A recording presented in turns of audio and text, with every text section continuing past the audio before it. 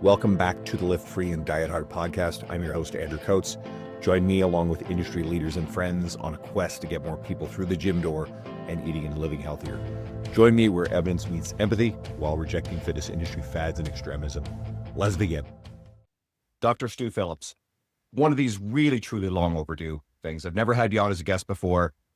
First met you, we were all speaking, you, me, Brad Schoenfeld, Dr.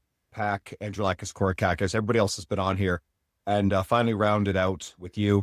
So you are a full professor of kinesiology at McMaster University, adjunct professor in the School of Medicine, Tier 1 Canada Research Chair in Skeletal Muscle Health, and, as I like to say, one of the most prominent and respected researchers in resistance training and nutrition, especially related to muscle and aging. Great to have you. Appreciate you having me on the show, Andrew. Thank you. Let's stay on topic to start with. What causes sarcopenia? Can we prevent it? And what can we do to slow its progression? Yeah, in at the deep end, huh? I think the evolution of the terms sarcopenia, right? So if you go all the way back, it's a guy named Irv Rosenberg who was at Tufts University, essentially coined the term, and it's poverty of flesh when it's derived from the Greek roots. And he used it, though, in the context to describe the loss of muscle mass. But I think it's gone through a number of iterations. And, if you talk to clinicians, they would probably say now that there's lots. And the problem is there's about 4 or 5 consensus definitions, which means that there's no consensus, that they say, oh, it's related to function. It's related to, performance of activities of daily living. And so it's variously defined. But I think at its very core, definitely age is a contributor, and you can pick your one of 13 favorite theories of aging as to why, cells don't work as well as they do when they're older. We can't turn that back. There's nothing that we have. We can slow it down, and we always talk about the trajectory being, instead of this, sort of being this. But there's no reversing the clock. You can sort of temporarily kind of hold it if you like. But I think the biggest contributor is being physically inactive, and to the point that you're not doing loading activities, because that's the top driver of hanging on to muscle mass and the top driver of gaining muscle mass. So the less you do of that as you get older, the more you're going to be at risk of sarcopenia. Layer on top of that, different pathologies that are commonly associated with age, type 2 diabetes, vascular issues, lipid issues, and all kinds of other things. And those just compound what aging does and makes the whole situation worse. But there are 2 big modifiable things you have. One is your diet, and the other one is the activity that you do. So we'll talk about diet in a second. Buttons. Yeah. This episode is brought to you by Macros First. I've always struggled with nutrition tracking apps, even the slightest hassle or friction, and it breaks my habit. That changed with Macros First. When I tried it, I told my friend, the founder, Jacob, quote, this is, let's just call it a certain other app on steroids. It's the easiest app to use, and it has a free barcode scanner, which if you use tracking apps, you know this is a really big deal. I recommend Macros First to all my clients and friends, and even had them sponsor my 2024 conference. Here's an example feature that I love.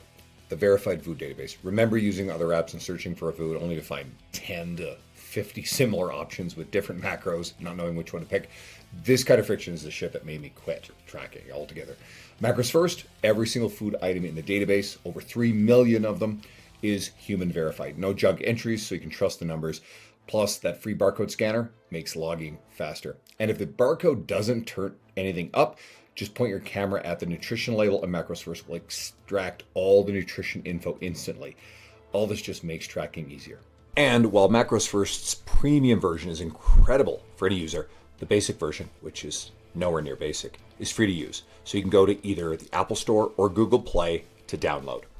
I want to make sure that someone wouldn't misinterpret one aspect of this. So let's say you have a situation, we actually see this a lot, where someone hasn't lifted weights, done anything resistance training, so therefore they don't necessarily have a lot of muscle, and in fact, they might be quite deconditioned. And let's say they're older, 50, 60 plus. Yeah. They go and start lifting. They can build muscle mass. You can, you're stealing. I don't love the term. I had Eric Helms on recently. We talked about this, but the theoretical ceiling that you could approach is going to be lower because you just don't have as much runway. You don't have optimal hormonal environment recovery, et cetera. But we absolutely can build muscle mass, especially if someone, was well away from what their potential would have been. But aging still, is going to over time make it much, much harder. And then there's going to be a decrease as you get old enough. Is that fair? Yeah, no, absolutely spot on. I mean, I don't want anybody to walk away with the impression. I mean, we've got studies showing that even people into their, eighth and ninth decade can at least transiently build a little bit of muscle. But the older you get, and I don't like, if you don't like the term ceiling, I'll just call it, potential or whatever. But yeah, I mean, that's going to sort of limit what you're going to gain. But everybody can gain some muscle. There's no question about that. And that includes men and women. But I think that, as you point out, probably the sweet spot is, when you went through puberty and going into your early 20s, man, that was like, you got bigger and gained and got stronger like you probably never will in the rest of your life. And there's probably some small tweaks a little bit later on in the curve. But, so if you're in your 40s, 50s, 60s, and that's where you're starting, you've missed that optimal window, but it's not like you've missed the window at all. I think it gets more difficult with advancing age, but it's always possible to tweak the system a little bit, for sure. This episode is brought to you by Just Bite Me Meals. I work long days and I won't compromise my client experience or sacrifice my workout, sleep, or nutrition. So I needed a quality and reliable meal prep service so I could save time on cooking and shopping and have more time for the stuff that matters. Net out the cost of groceries and the service isn't as much as you might think, and regular impulsive food delivery apps, eating out, that costs way more anyway. I get more meal variety and less dishes to clean, and I've been referring clients to Just Bite Me Meals for a long time, and I recently started ordering myself. Food is great. The beef brisket tacos are my favorite so far, and there's a lot of menu choice. Your calories and macros are listed. The portions are great. You can order custom meals. They deliver to your door, or you can pick up from their storefront. And I'm sorry to listeners outside of Alberta, but Just Bite Me Meals is currently just in Edmonton, Calgary, Grand Prairie, and Fort McMurray.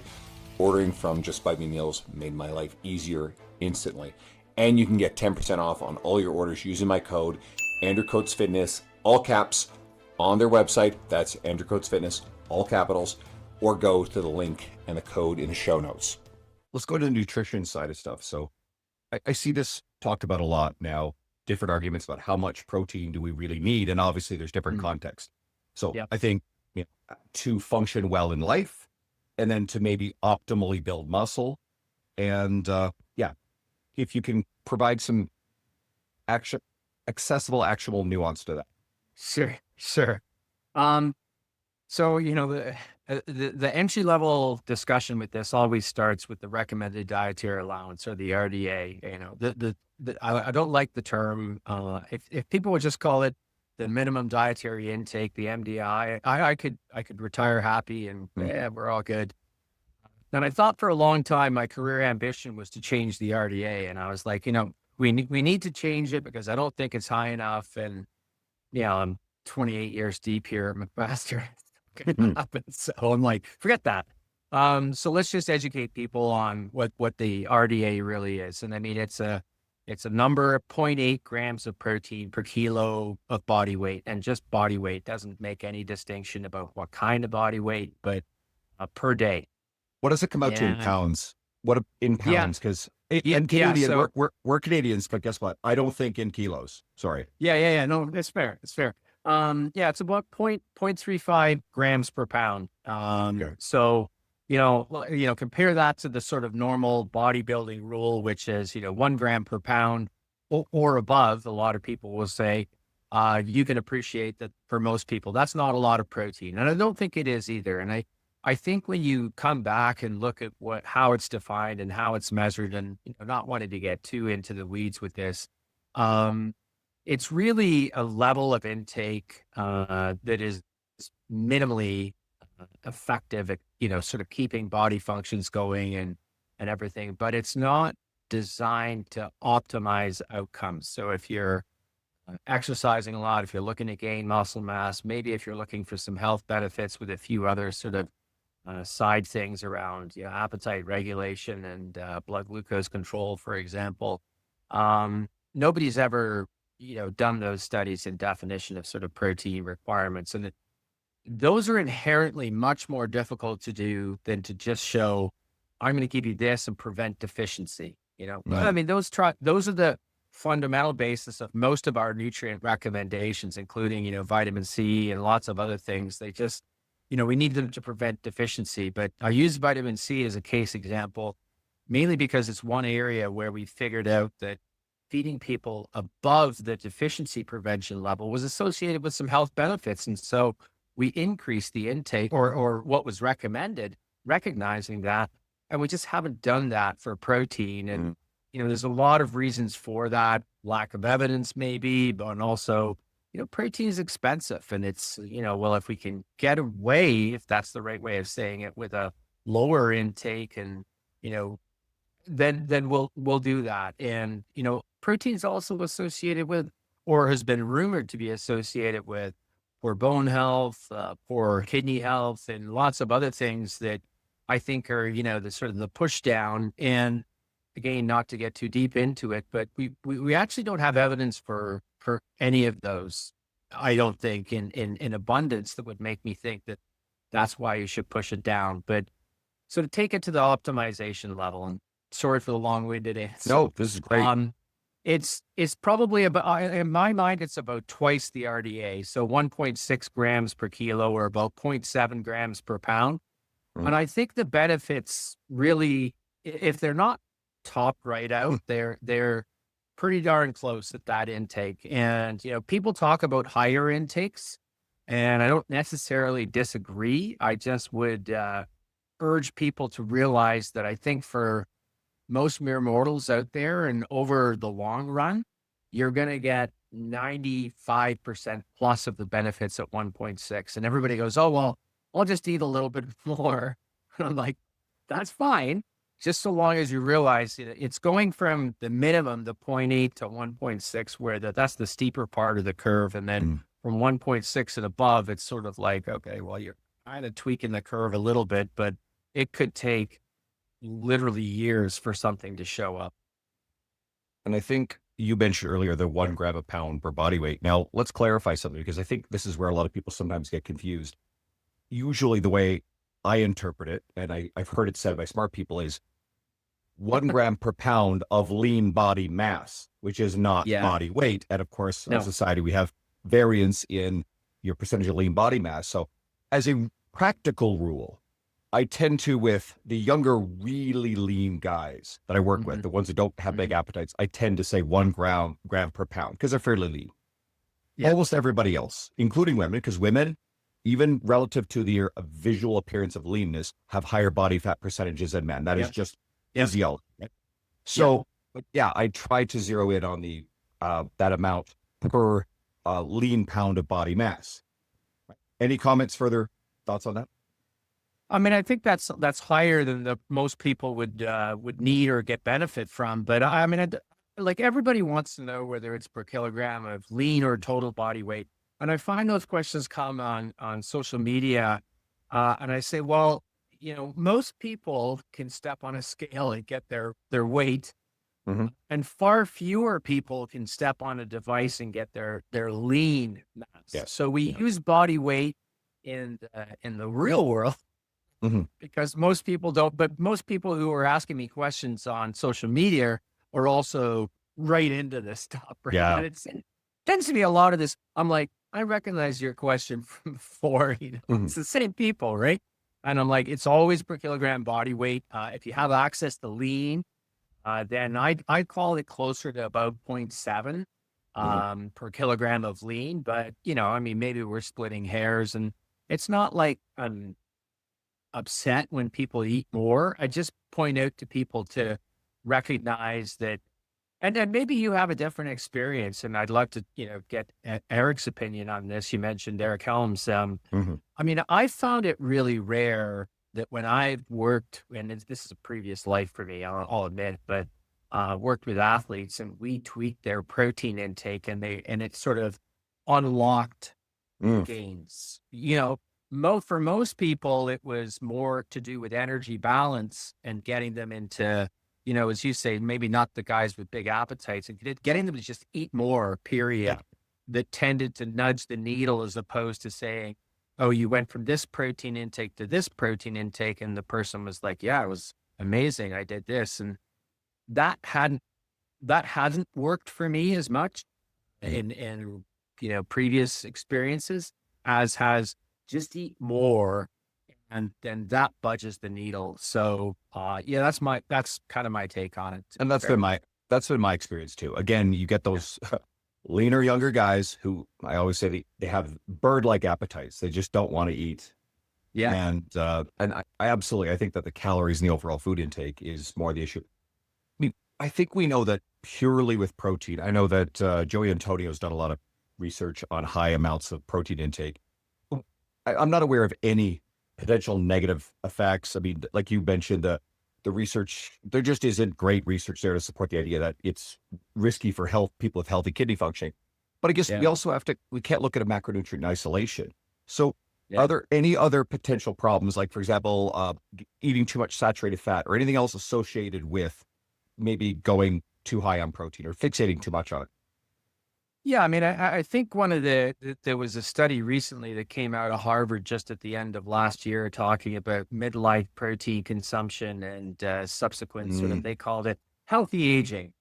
And it got a lot of press, and because basically what they showed is that, intakes, higher intakes of protein in general, and this is the broad stroke conclusion, were actually associated with a healthier pattern of aging. There was nuance within that, whether the source of protein was, animal. So was it dairy? Was it plant-based and everything else? And the message was actually that the plant-based folks tended to do better. And so, even in that sort of unpacks the idea that there is something negative associated with protein that is going to get worse as we get older. And that would be, your kidney function, your bone mass, your risk for type 2 diabetes, your risk for, you name it. And healthy aging in that context actually had multiple dimensions, including cognitive function and lots of other things that, we'd like to hang on to as we get older. But it says right away that protein per se then is not the culprit, but maybe what comes along with it. So high amounts of animal protein, high amounts of then saturated fats, high amounts of, other nutrients that we don't want in our diet that have negative effects. And I think that you could probably, you're spot on. I mean, it's not the protein per se, but other things that are associated with consuming a lot of protein from one particular category. So, let's put it simply and sort of say that, I know it's boring, but probably a mixture of these things is pretty good. So I'm a dyed-in-the-wool omnivore. I'll freely admit that. If you're interested in plant-based diets and vegan eating, and I have no issues with that. I used to think that it was inferior. I don't think that that's true anymore. I just had, my mind just changed recently. I had Dr. Matthew Nagra, and he's in Vancouver. He's plant-based. No, And I don't know, fantastic. But I know his online persona. He's fantastic. And anyway, he debunked a bunch of stuff. I just had him on an episode. So anybody listening to this who's really interested, message me. I'll send it to you. I was really blown away, and it makes a lot of sense. Yeah. So it changed my mind on some stuff. No, and like, fair play. I mean, I have to say that it's something I've changed my mind on as well. And when I say 28 years or 30 plus years of doing research in this area, Stu Phillips, that 20 plus years ago would have said, oh, well, look at the protein quality scores, plant proteins are inferior to animal proteins. Like it's a done deal. About 10 years ago, people started to do a little bit more work in this area. You're like, oh, okay, maybe it's not as big a deal as we thought. Now, to date, we've done work with plant-based proteins versus animal-based proteins. We've done several meta-analyses now, and we just don't see a difference between muscle gained and when people are consuming those diets. So, to bring it back to your question about, is there other things? I'm certain that there are. And it appears, and, since you've had Matthew on the show, I think that he would sort of say that there are probably some other things associated with plant proteins that are probably pretty good for us as well. Plus, I do think, and this could be one of the sort of the confounders in there, people who eat more plant-based diets are generally pretty judicious about a lot of things in their life, not the least of which is planning their diet. And there's a constellation of, health behaviors that co-cluster with, flexitarian dieting, veganism, and that are, you tend to be more physically active. You tend to, you don't smoke, you probably drink a little bit less, et cetera, that are just, those things co-cluster with a lot of the people that adopt a more plant-focused lifestyle. So, teasing out why they're so healthy, it's a hard, exercise, and it's always and only ever association anyway. So we're always kind of like, well, I'll pick that today because that suits my bias and my narrative. But I'm as guilty as anybody else of doing that too. So The healthy user bias, right? Defined right there. Yeah, absolutely. Now, a couple times we mentioned aging. So does protein intake requirements change as we get older? Yeah, and I mean, this has been my pet topic probably more for the last, I'd say, 15 years, some odd years, because I'm getting older. I also took over running a community access center for about 500 folks. The average age of people in the center is about 73. And, just sort of talking to them about, what's the event horizon? I mean, they don't have a specific body composition goal or anything else. Theirs is, it's a decades long battle to just age well. And when we talk about aging well, I think that the tissue in the middle that's central to that is skeletal muscle, and it's the one that we study most often. And then you have to talk about protein, and preserving muscle it's two things. It means putting your muscle under load, however you do that, and how often you do that, and getting enough dietary protein. So yeah, older people probably have it is their basal requirement, I think, at least 1.2 grams per kilo, so about 0.5 grams per pound, and probably up to the 1.6 level. And I think that's, I'd love for older people to be aiming there. But most people in their 70s and 80s grew up in an era where eggs were going to kill you because of cholesterol. They've learned that animal protein is, it's killing us slowly. And their appetite changes as they age, and the choice that they tend to make is to more sort of sweets and more carbohydrates. And, that's what they were told was good for them from a dietary perspective. And the unlearning of that is difficult. So it takes a little bit of a mind shift to get them into, it's okay to have an egg. You can drink a glass of milk for breakfast instead of orange juice. And when you do that, I find that people tend to feel a little bit better. Their satiety gets under control, and they feel, they talk about more energy. And I think what it is more, actually, they don't feel as hungry during the day. And that's a protein mediated effect. Fantastic. Are there any changes?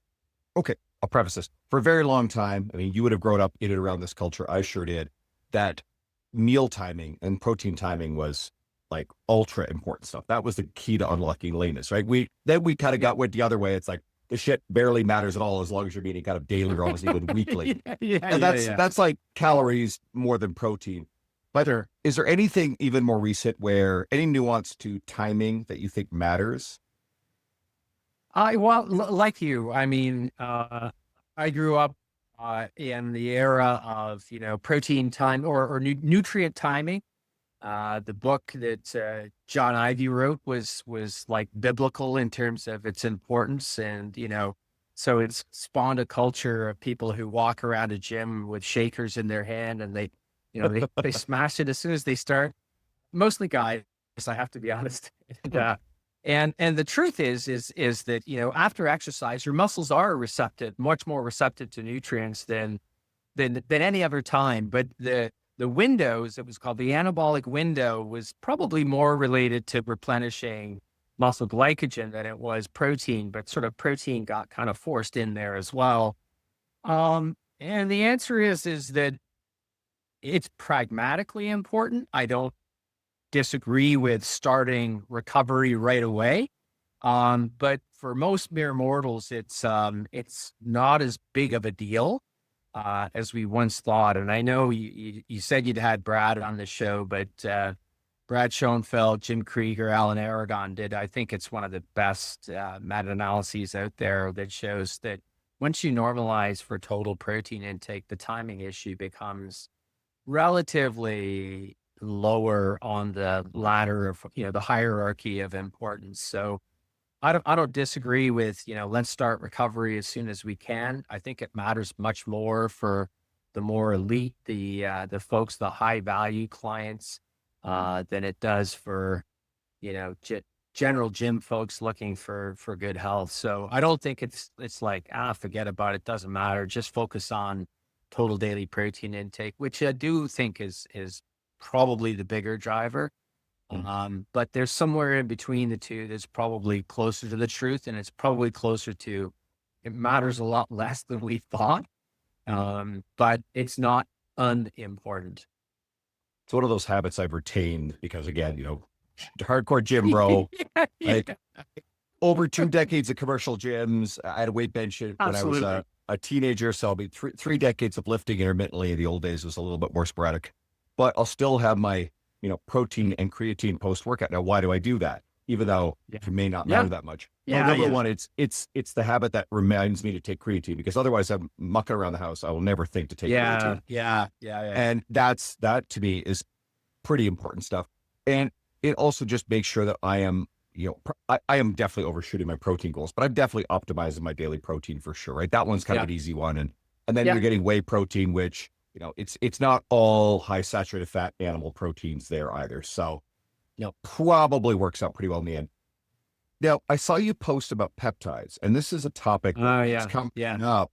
And funny enough, I keep getting messages, like, I'll say this publicly. I think it's really funny. Like, I've gotten several messages from people I know, won't name any names, asking about peptides. I'm like, I don't know shit about this stuff. And anyway, but you've been talking about it. And on one hand, I hear, it's sort of underground because it's sort of in that gray area where I think a lot of it's still technically legal, but it's associated with performance enhancing drugs in a way. And I'm also assuming that there's probably somewhat limited research on the topic because of that. But why are they growing in popularity? Is there any evidence to support their efficacy? Yeah. So I'll be clear about two things that I've sort of posted on. One is there is, and sort of I'll call it emerging, a class of oral peptides that are out there. One that goes under the brand name of Peptistrong, and it's actually appeared in products already. And it comes from a European company that they've hydrolyzed. I think it's a fava bean and protein or something like this. And they've come up with a peptide sequence that they determined through, it's sort of a reverse mapping. It's a very pharma-based way of doing things, that it should, one peptide should stimulate growth, and the other peptide should suppress sort of inflammation and protein breakdown. So on paper, it looks awesome, and they've got data. I would classify it as not particularly strong data.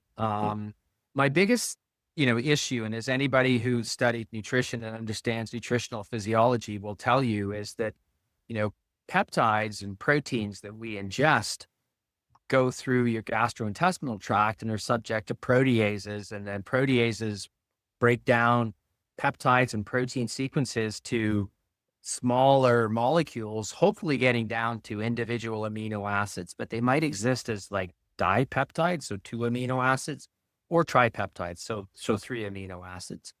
We can absorb those, but the peptides that are in these products are a little bit longer. And there's very limited data to show that peptides that are longer actually make it into circulation. They could in theory, and some do. There are some drugs that do survive digestion, but it's because of their specific peptide sequence. So what you would need for me to acknowledge that these things are having an effect is to show me that that peptide actually gets into circulation and then exerts its biological activity. That's the traditional drug type approach. And there's no data showing that.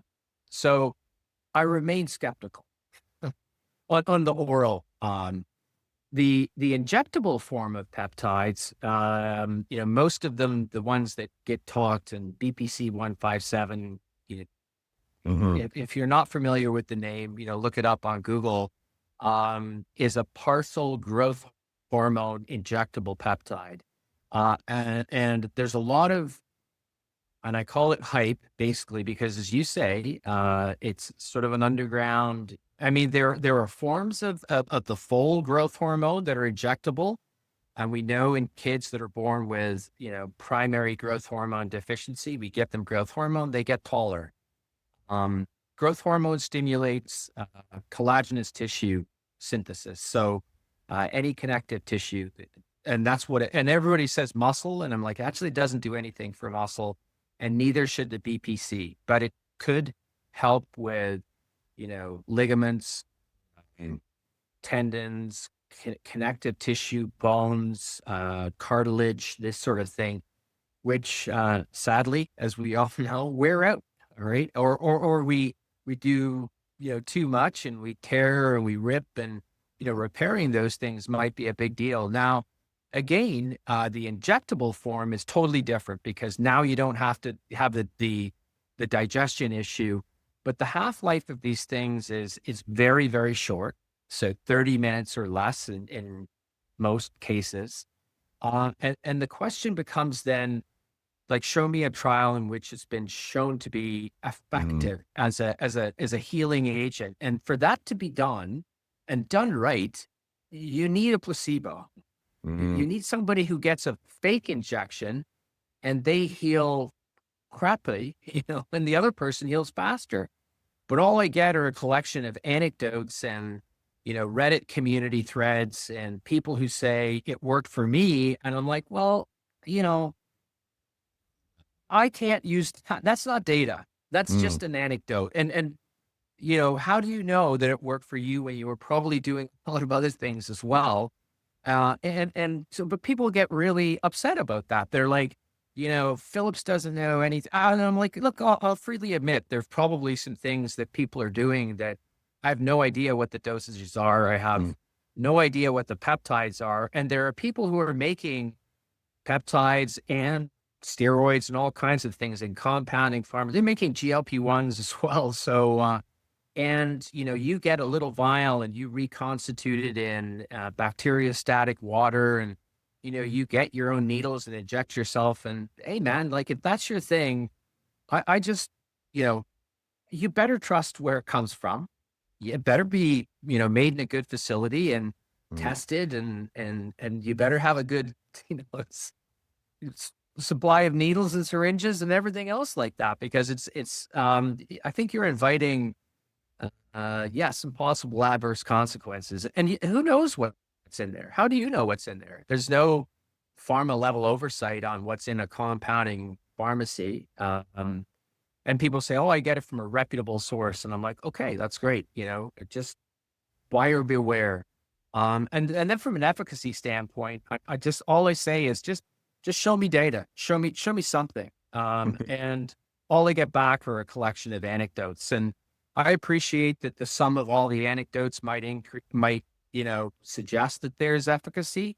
The question is then, why hasn't a big clinical trial or something been done and somebody taken these ostensibly highly effective peptides at muscle growth and all kinds of things and shown people that they work?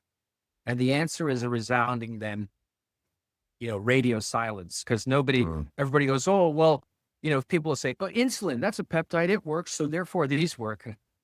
I'm like, what? Yes, they could they work? Yes. Do we have evidence that they work? No. Fantastic answer. So in other words, don't do bathtub trend is what you're saying. Well, yeah, no. That's the Reader's Digest version, but sure. Yeah. Though that's a side quest. Okay. I recently had Dr. Lauren Colenso-Semple, and I know you guys have collaborated on Yeah. some stuff on it. We Of did a course. deep dive into misinformation around women's training. Are there any things that we'll revisit the topic, obviously, but anything misleading or what you think is outright false, especially about menopausal women and how they should train? Anything that concerns you floating around the ether? Well, if you've had Lauren on, and I haven't listened to the episode, but we had her here for 5 great years, and now she's out doing her thing. So yeah, awesome. She probably would say the same thing. And I mean, this is the point I make to a lot of people when it comes to programming for women, and we'll talk about menopausal in a little bit. But um, men and women, as a species, they're both human, are actually very close in terms of their musculoskeletal physiology, with the exception that women go through menopause, and that has a profound impact on bone. So that's an absolute axiom. We're not going to argue about that or have any alternate universe discussions. But they're much more similar in the way that they respond, particularly to exercise and nutrition and sleep and nutrient deficiency and everything, than they are different. And I think that that's sort of been the ethos of, I'll just call it a revival of what I started out doing science in. My master's project was a comparison of men and women.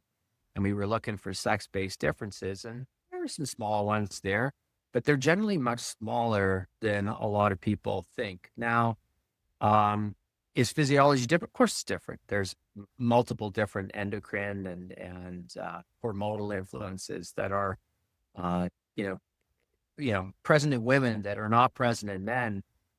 But the loading aspect and the exercise programming aspect and the nutritional aspects are like much, much closer. But there is a lot less literature and a lot less studies done on women. So there's a balance to redress in this area that'll be going on long after I retire, which is great, and it needs to be done. The menopausal space is a particular emphasis of that, and it's essentially it's been in the past it's just been, oh well, you got to put up with it, and now women are through a lot of things, but powerful movies and motivational forces are like, we've had enough of that garbage. Like it's a profound physiological change. It's very disruptive, and I often say this, like, if men had to go through it, I think we'd have had a global commission to figure this out a long time ago. So in fairness, menopause is getting the attention it deserves because it hasn't had it. And the question is, does it change your body so radically that you would program exercise differently or nutrition? And the answer, when you look at the evidence, is that actually there's nothing so profound about exercise that would make me say to a woman, well, now you've got to do this. And that was totally different from your premenopausal state. And it'll be different, once you're through perimenopause and you're postmenopausal. Now it should change again. Is that the fundamental principles of exercise programming and everything else are still the same. And, that's a hard message, I think, for a lot of people to swallow and get on board with, mainly because a lot of other people are out there telling women that they're very different and that they need bespoke recommendations. And I just, God, I think that there are some things that can help some women and do, but in general, like, find something that's so specific and changes. I'm hard pressed to put my finger on anything from an exercise perspective that would make me go, it's totally, it's a total different change. You're a different animal. You're a different beast. That's an incorrect and actually unhelpful narrative. I've got to get Molly Galbraith on in the hopefully Yeah, not too distant future. she'd be Molly's a great friend. She's yeah, very bound to the good. ground. She says she'll come back on when she has the time. but I can't recommend her menopause course. Sorry, certification enough. I've done it. It's fantastic. And one of the big emphasis in the course is, and you alluded to this, is women experience very, very different symptoms experience through menopause. So things are highly individual. And I can imagine that we can't, based on any evidence that I'm aware of, make broad stroke statements to say that women need to systematically change things about how they train, within their cycle, premenopausal or during menopause. But you alluded to each individual woman, based on her own experience, may modify her training that suits her specifically, right? So there's just no systematic thing that we could say one size fits all rule. Agree? Yeah. No, absolutely. I like Molly's. She's an account that it's just, I don't know, for lack of a better word, and I don't want to, by any means cheapen which, but it's a common sense approach, right? And I mean, you've trained people, and the whole idea of auto regulation, train to how you feel, and try to individualize training to the client you're dealing with. I mean, those are not new concepts, but it's not as if you say it, there's this broad strokes, and this is what I would do for a menopausal woman, and then just insert woman here. When some women go through menopause and experience a tremendous upheaval of their life and symptoms, and others are like, it wasn't too bad. And I get it. It's not, the norm, but that's just how it is. So, yeah, no, I spot on, in short. And I think the one thing we can say is resistance training to preserve muscle, and especially bone, one of the best things you could do. So it probably, for most women, is actually going to have a very net positive effect on the symptoms you're experiencing. So that's the best. Yeah, like absolutely. I mean, I posted the other day, everybody's like, we're all, fighting over scorched earth almost. It's like, no, women should do this, women shouldn't do this. And I'm like, 80% of women don't lift a weight at all. Those are the people we need to reach. Those are the people that's the nut we need to crack. So, if there's a life activity that you're going to pick up as you get older and you're going through menopause, and particularly as, postmenopausal state, it should be resistance exercise, hands down. Bit of a pivot here. So you said this was a dumbest post of the day that you shared. Someone was saying that energy drinks halt muscle repair. So I had talked about Niagara on recently, and we talked a bit about energy drinks and some other stuff. But so is there any possible mechanism here, or is this complete nonsense? I mean, I think I was trained as a biochemist, and I think when it comes to biochemistry, you can, with the knowledge of just biochemical pathways, molecules in that do something that should come over here and interfere with this pathway, and that's the pathway that's needed for growth. And so, here I'm going to show you that caffeine in an energy drink is net bad for you. And, and here's the reason why. And I think that was the sort of, the break me down rabbit hole that the post went into. And I was like, just show me some data, right? So it might not have been the dumbest post of the day. It was definitely one as I was scrolling through that triggered me to post it was the dumbest post, but I don't see any evidence for that, like, at all. I mean, I'll reserve comment on energy drinks. I mean, I think they have their time, their place. Personally, I prefer coffee, but, like, yeah, these are the types of, people don't get anywhere on social media with making bland, mediocre, everything in moderation, common sense works, forget the fads, it's like, I'm going to post something so outrageous that even the reaction that draws, fools like me in, it's probably, they're like, yeah, come on, we love you. This is a bit of a side quest, but you raise a point, and I'll suggest this. So I've noticed it's progressively going there. I think the last year, especially, it's been much worse. So if I go on Threads is a cesspool of bad clickbait. It's just awful. But people realize that the best way to get engagement is this. This is classic. But now more than ever. So here's a few phenomena. One is all the social media platforms are progressively becoming more mature. And with the advent of AI, we knew that we would see a fairly dramatic increase in the production and availability of supply of posting and information or Yeah. misinformation, what have you. Yep. Because these platforms are more mature, you're not seeing the rapid user base growth. And if you scroll, just think about it, you're seeing one post at a time on something like Instagram, right? So there's more competition for that space, your eyeballs, your attention. So what are people engaging with?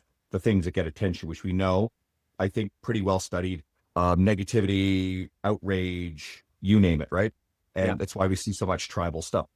So let's take it even further. I had this conversation with a client today. Something clicked with me. I'm like, I never thought about this. And she was talking about how she had accidentally turned off her Wi-Fi in her home, and she burned through 30 gigs of data in the last month, and now her internet slowed down on her phone. This is, of course, because we get so much video-based media. So if you think about it, several years ago, certainly, Reels and TikTok probably couldn't have existed. The amount of video-based media we're seeing on all platforms, Twitter, you name it, because the systems, the infrastructure couldn't handle that bandwidth of data, and our plans didn't have access to it. That's changed, and most people don't think about that. So now we're seeing more video-based media than ever, too. And again, we're seeing all these crazy AI videos. Again, Matthew Nagro, one of the things we talked about was his image and voice were used to mislead in some sort of AI-based post to mislead and promote some sort of scam thing, right? So frustrating kids. But if you think about this and this mechanism, we're going more and more in this direction that things have to be more sensational, better hooks and clickbaity. And a lot of fitness professionals are frustrated because they're struggling to get reach. So this is the phenomenon we're battling. And I don't necessarily have the answer. I think it's good people doing better work. And it's why I like Dr. Lauren Colenso Semple, because her stuff, evidence-based, but actually punches pretty hard to get attention, right? So that's why I like bringing people like that on. So but if we think about that phenomenon, it kind of explains the why of social media and where it's going. Any thoughts to that? No, I think you're spot on. I mean, you've obviously thought a lot more about it than I have. But I mean, people say to me, it's an interesting study, like live in an academic environment and had the profile that I have. And a lot of people go, oh, you have so many followers. And I'm like, yeah, but nothing compared to, true influencers out there who are really shaping people's opinion and everything else like that. So, I mean, I'm on here. I'm on social media more than my colleagues down the hall here for sure. And I'm out there, and it's basically, the realization for me came from standing in front of undergraduate students and asking them where they got their information from, and they were all like, "Oh, well, TikTok, Instagram," and I'm like, "Oh, okay, like, and so who?" And they were like, "These people right here," and I'm like, "Well, what qualifications do they have?" And they go, "I don't know, but." I mean, look at that guy without a shirt on, or look at this woman, and I'm like, okay, so this is where the information, wars are being fought, right? So for a long time, it was Twitter, or well, originally it was just Facebook, and that really makes me old, or MySpace, and then it was Twitter, and then it was Instagram, now it's TikTok, now it's Threads, and things progress, and as you point out. It's no longer good to it's no longer enough to just have good information. You need the full, you can generate a video. You can actually screw that. You just generate your own avatar and then tell it what you want it to say. And these things are handily good, right? Unless you're adept at spotting, shadows that don't go the right way and all kinds of things. So, I mean, it's a new frontier, but as you point out now, it's videos, video content, it's sensational banners, it's, stuff that, and all the mistakes I make on social media, which I have 3 sons who, point them out to me every day. I make myself because I crash my own plane. I played with some tools. I find them, it feels fake to do it.